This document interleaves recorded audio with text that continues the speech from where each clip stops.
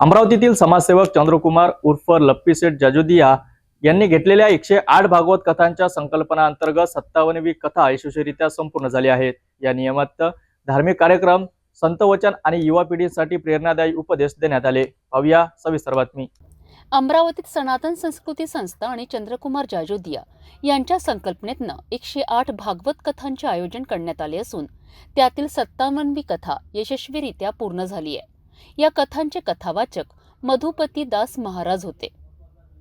या प्रसंगी श्रीकृष्णांच्या विविध लीलांचे वर्णन करण्यात आले।